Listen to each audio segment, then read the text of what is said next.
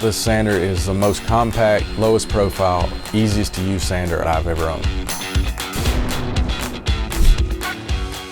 My initial impressions of the 18-volt brushless random orbit sander were great. I love the ergonomic design that forms in the palm of your hand. Compared to older sanders that I've used, it feels like this one actually stays in your hand. It's very comfortable, easy to use, lightweight, maneuverable, and probably the best battery life I've ever had on a battery-powered sander.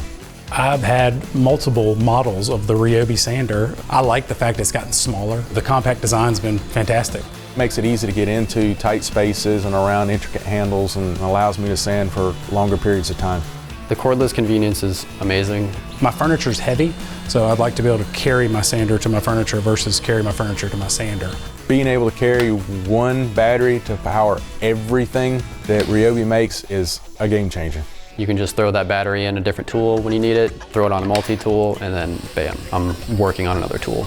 The increased power from the brushless motor has been great. Tools with brushless motors last longer. And that's not just my opinion, it's a fact. Knowing that I'm gonna have a tool that's got a lot of power and it's gonna last a long time is a great thing.